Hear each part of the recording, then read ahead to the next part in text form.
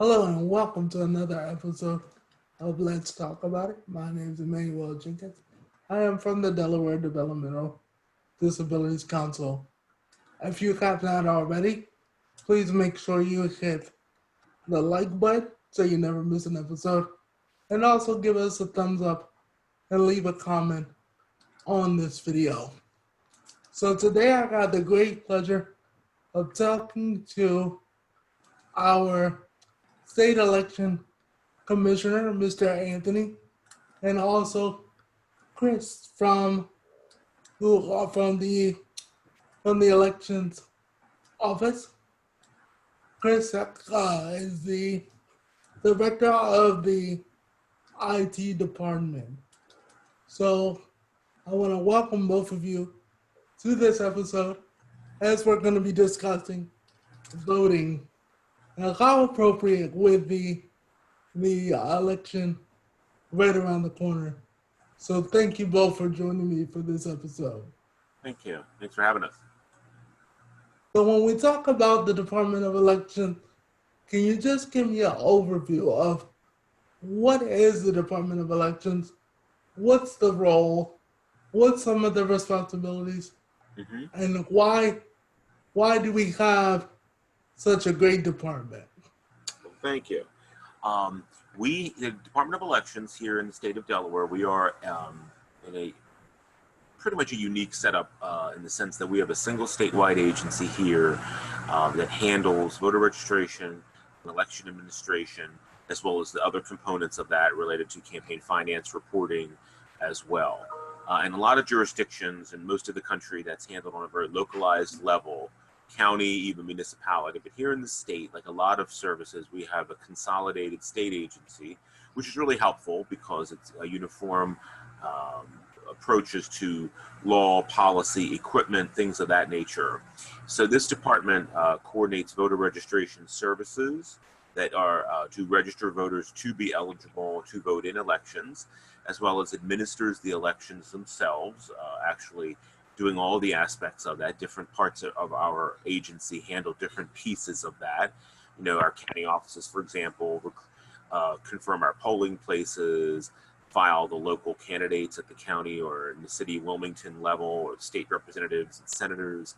With those polling places, they also recruit poll workers and do all the logistics related to that piece, as well as handle absentee and vote by mail.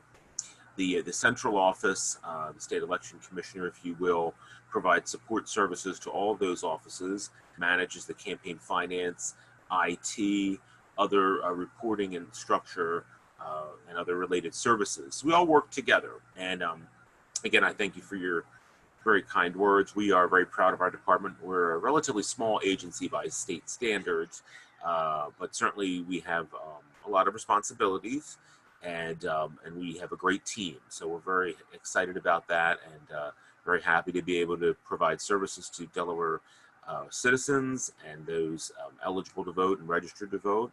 And we just try to do our best, continue to innovate, and try to just to do better every day. It sounds like you guys are small but mighty. You know, you said your department is small, but you do such a tremendous work, and it almost sounds like without the Department of Elections, you know, voting wouldn't even be Right. possible. At least here in our, great state of Delaware, and you know, you guys seem to be the central spot for everyone to go for questions in regards to voting and procedures. Mm-hmm. And we know that this particular election, because of the pandemic, and you know, if we were to talk several years ago, we would have never discussed the possibility of, you know, something like the coronavirus happening, making things go virtual. So as we talk about, you know, the pandemic, can you tell me about some of the options that are available to help people's voice still be heard and allow them to cast their vote this year? Sure. Well, in addition to the traditional polling place option, which is available, to voters, which this election cycle is incorporating our new equipment. We have recently obtained and began to put into service in 2019 updated elections equipment, which particularly in the polling place is very user-friendly and also has a number of enhanced accessibility options that are available to our voters, which we're very excited about. And really, I think, provide an even greater level of service and quality of service to our voters. But in addition to our traditional polling place voting, Delaware's always offered absentee voting, which is for those who are unable to be present at their polling place on election day for specified reasons as defined by state law. Now, that traditionally in Delaware's voting environment, absentee voting has been rather limited, 3 to 4% of votes cast, the remainder being at polling places.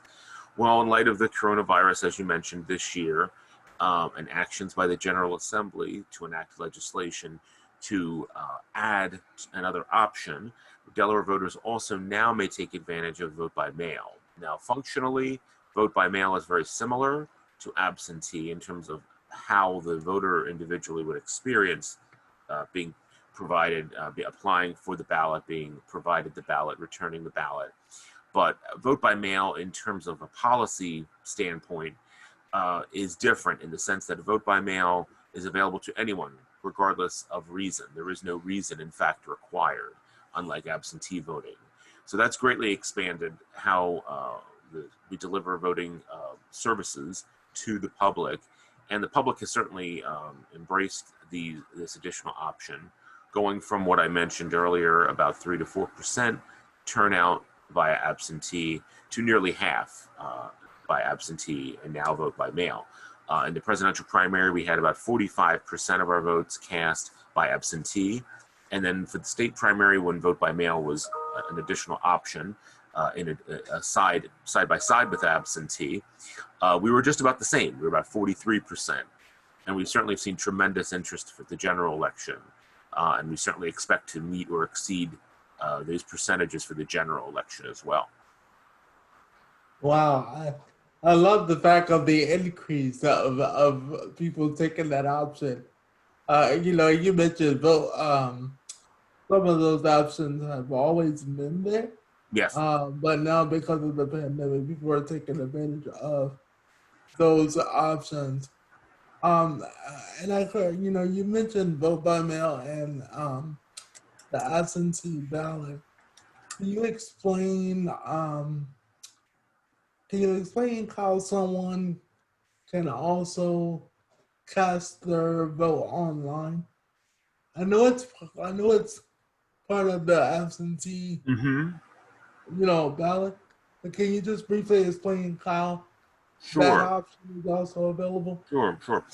Under the provisions of the absentee voting law, or the provisions in the Delaware Code for absentee voting, certain individuals and voters who meet certain qualifications have the option, or provided the option, for electronic delivery and return of absentee ballots.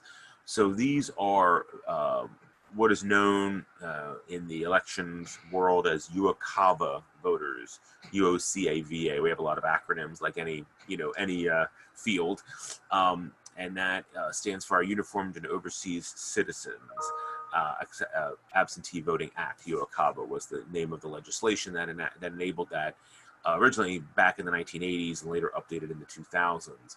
So again, for those voters who are either in the military or who are citizens living overseas, and by extension their dependents or family members who live with them, as well as voters who are sick or temporarily or permanently physically disabled, that electronic delivery and return option is available. Now, just to clarify on that, although it's electronic, there is not any votes cast online. So that means that we provide to you, meaning the voter, we provide to you electronic delivery of your ballot if you opt for that via an email message with instructions and information on how to access the ballot. Now, the voter has some options to complete that ballot through tools that they may access through their computer, or how they choose to vote that. Our system permits that and tries to make it as convenient and in fact accessible to voters as possible with the system we provide.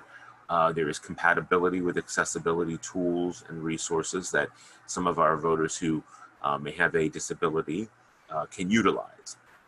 Now, once these voters have received their ballot and have made their choices and therefore have voted it and completed the ballot, they can return it a number of ways.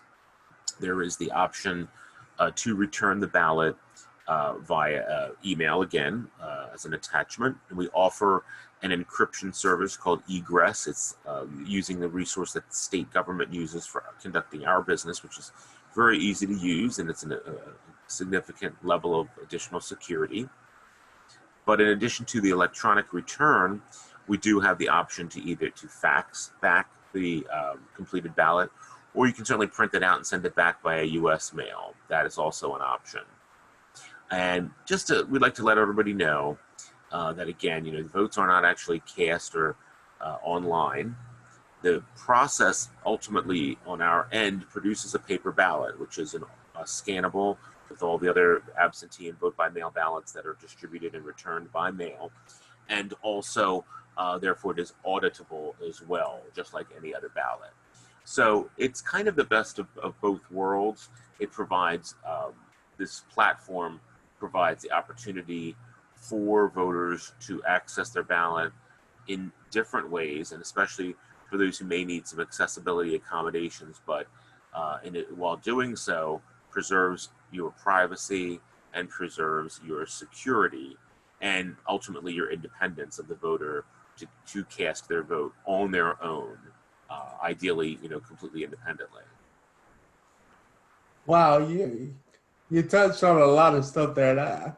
The topic of voting is something that we can talk about all day long, especially when you mention people with disabilities.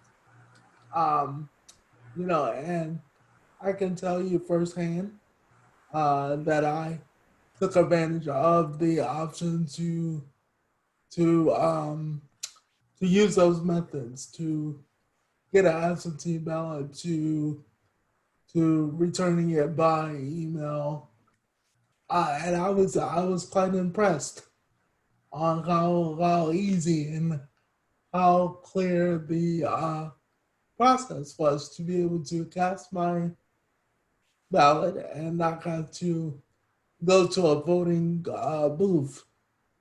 Typically, typically I would go show up at the polls. Mm-hmm. Get my voting sticker, which I missed this year, to say that I voted. But I can tell you, as a person with a disability, the option to be able to vote. You mentioned something very important, to vote independently. I was able to do it right here at my computer with no one, helping me.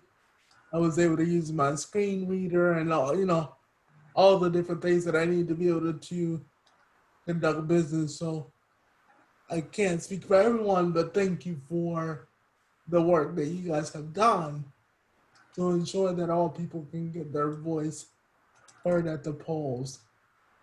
So, you mentioned all of the accessible options. Can you tell me if someone decided to go to the poll? Mm-hmm. Of course, put on their mask, but can you tell me about what can they expect when they go to the polls this year? Mm-hmm.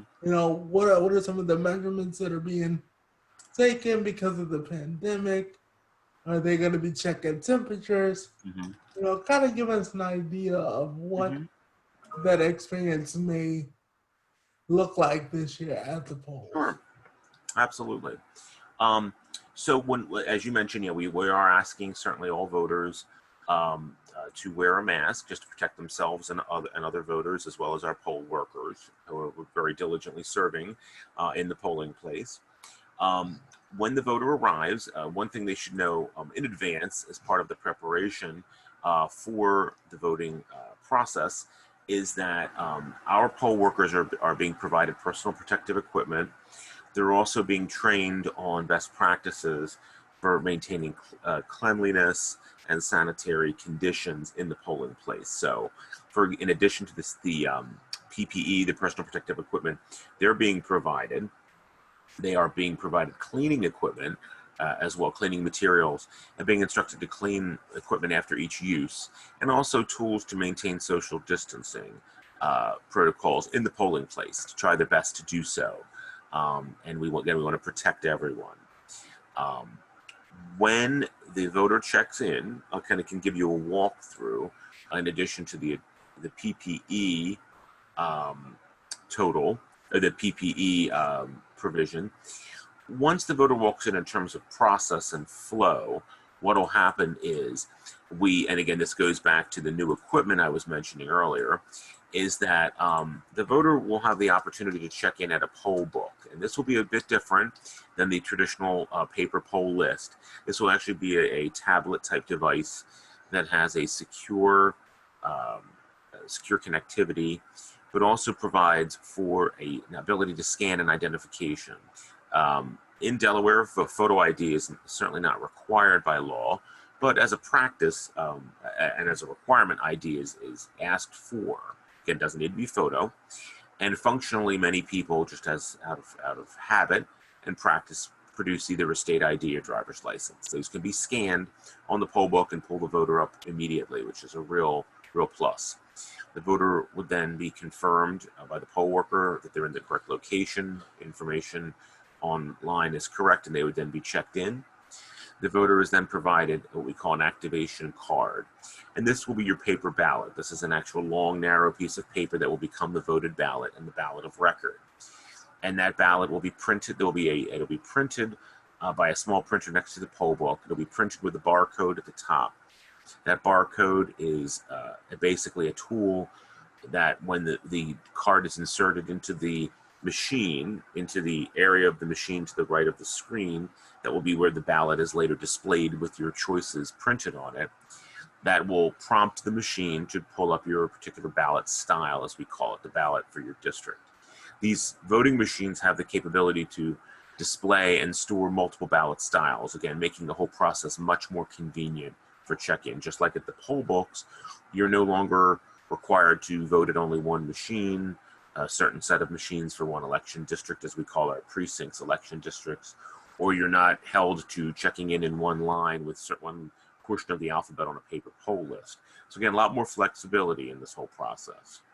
But going back to the flow, after the voter is presented that card, which is inserted into the voting machine, the voter's ballot will be displayed.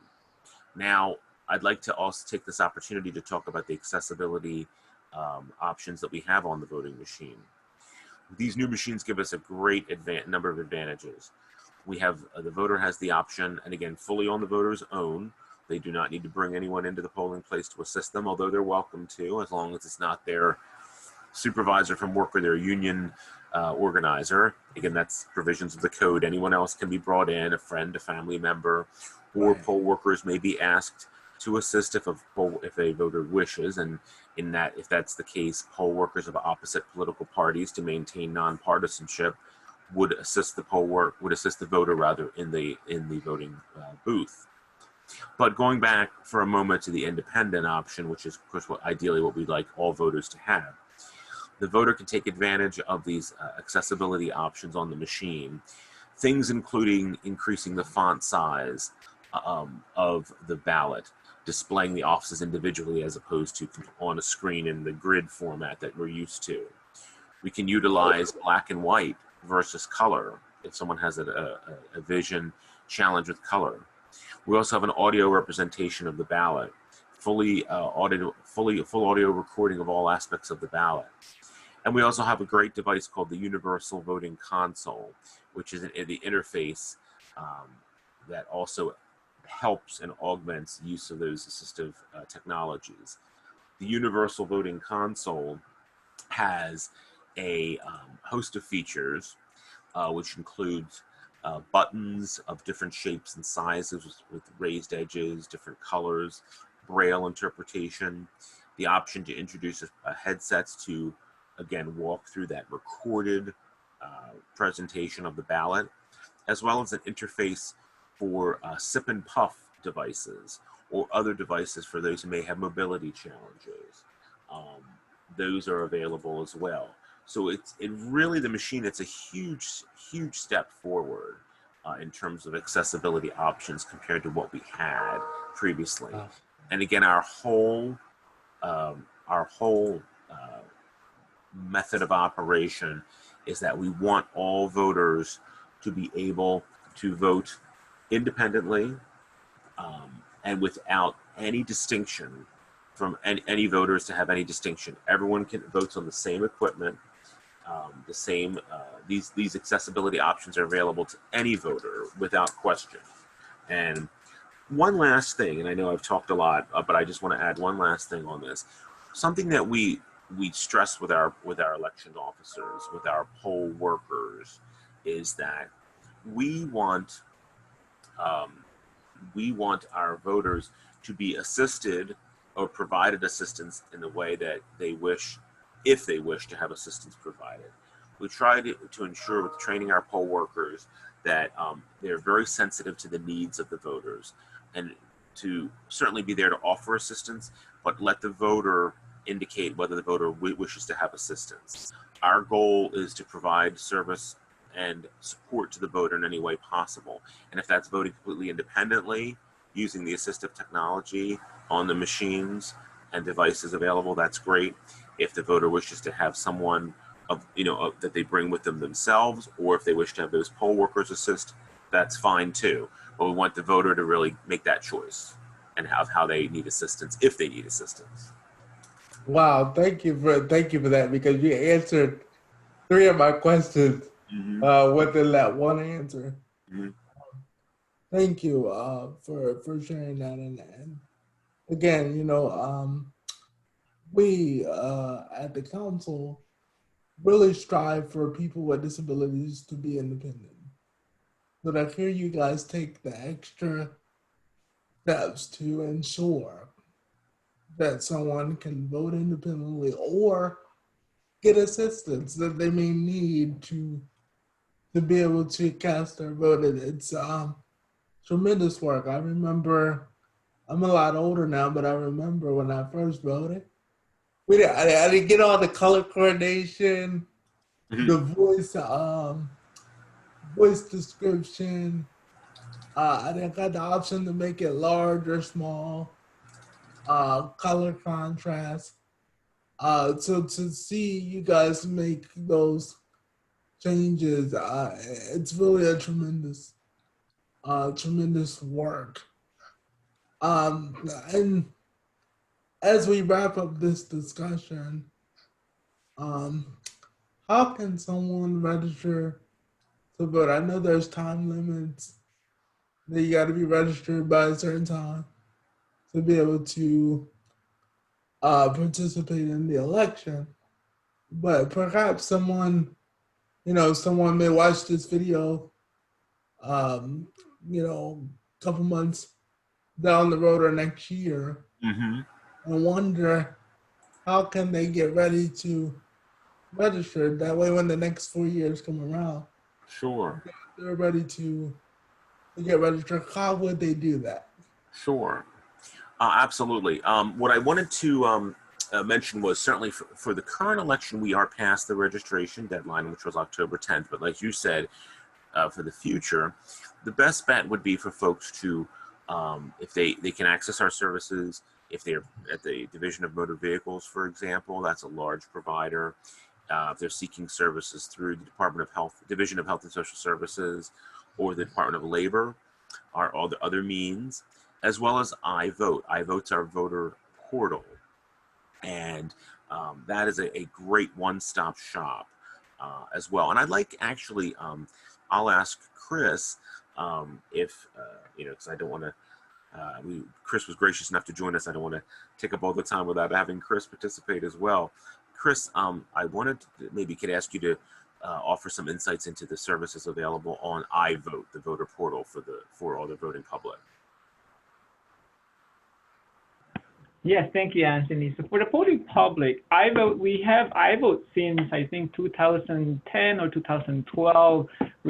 the iVote that is available to the public right now, to all the Delaware voters, is our second iteration. So we have been fine-tuning and making it available and improving it as the year goes on, and really listening to what the public and the voters actually require and can take advantage of at their own time, at their own pace, and also being able to assist them, being able to take advantage of the services without having to go to the offices or even give us a call.